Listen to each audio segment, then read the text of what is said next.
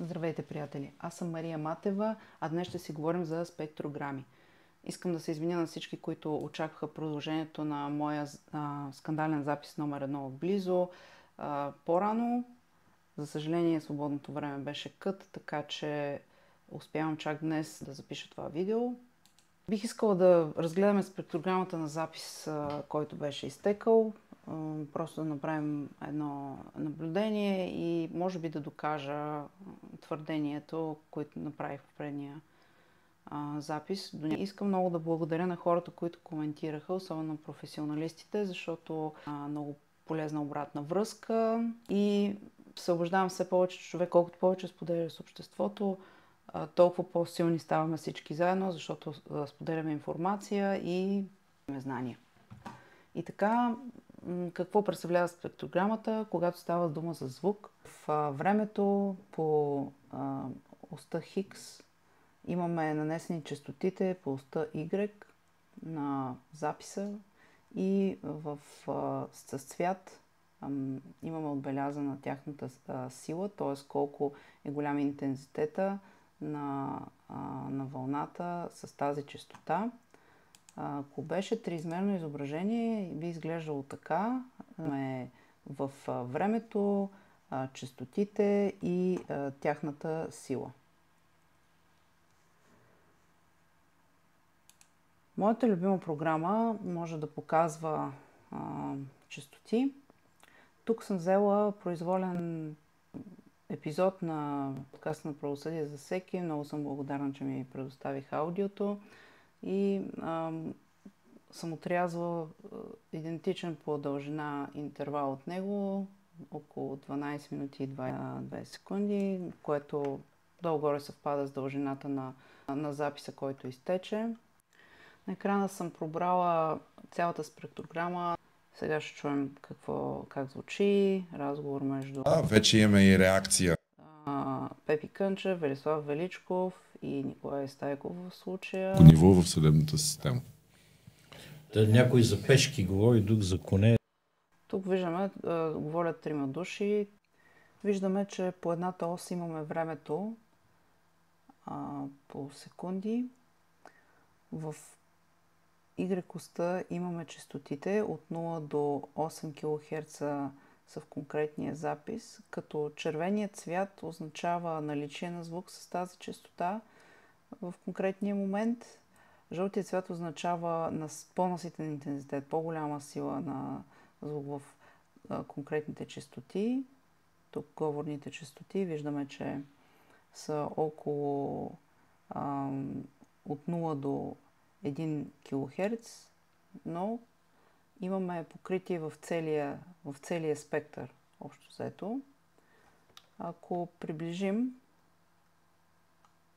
може да различим, че има моменти от записа, в който се чува по-малко и моменти, в които имаме по-голям интензитет.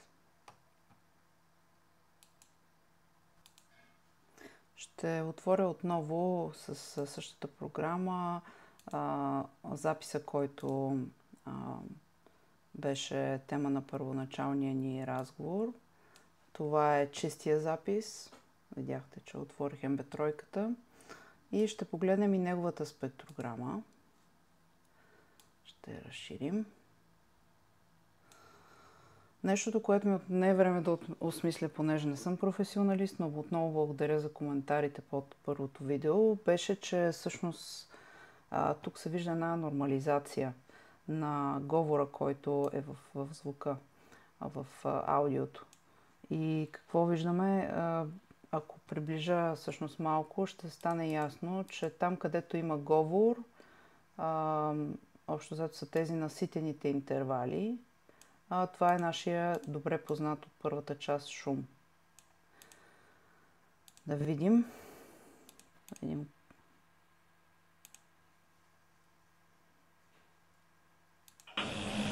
Това е шума.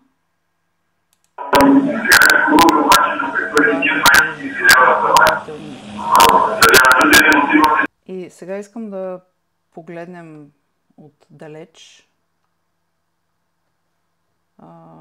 как изглежда спектрограмата и да видим, че има една гъстота на вълните до около 3800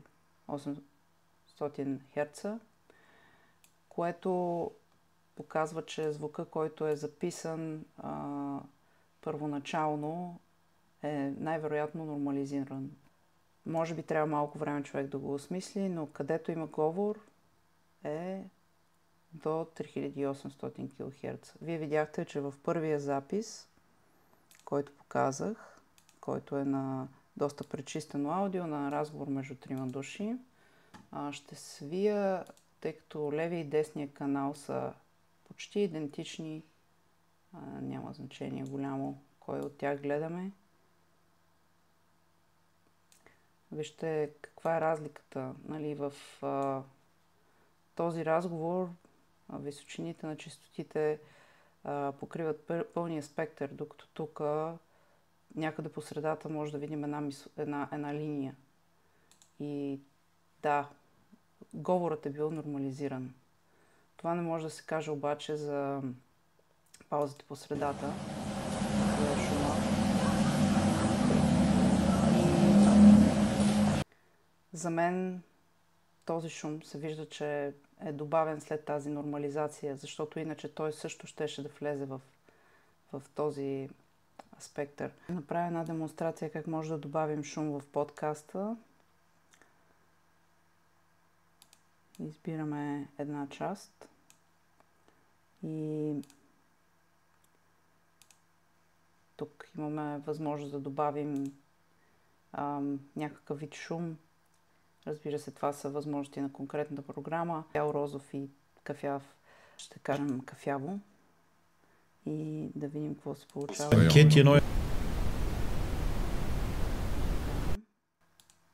Чуваме тук.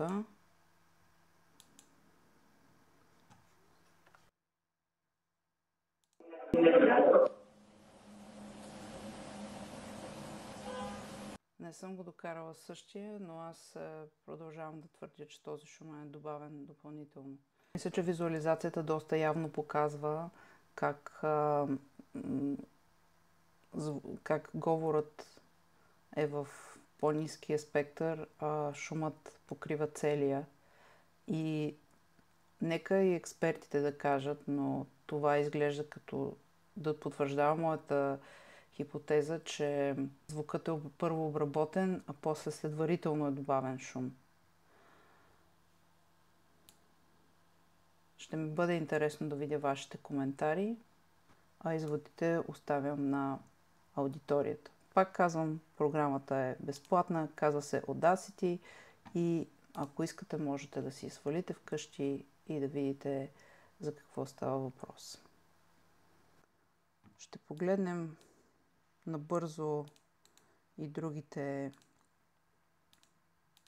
записи, скандални записи. Корнела Кеш има същата форма. Отново говоримия спектър стига до 3800 Hz, а добавените шумове покриват пълния спектър до 8000. Според мен добавени, нали, всеки сам си преценя. Ще отворим скандален запис. Не ги отварям по номера, а по азбучен ред в моя компютър. Как влизаш в Магнитски.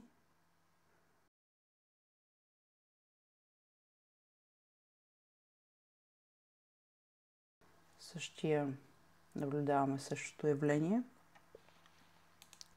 Виждаме, че и последния четвърти запис има абсолютно същото спектрално разпределение. Ако някой има идея как би могло да се получи тази нормализация на говора до 3800 Hz, шума, който е да бъде в различен спектър, моля, дайте своя коментар. Благодаря ви много за вниманието и ви пожелавам здраве и мъдри решения.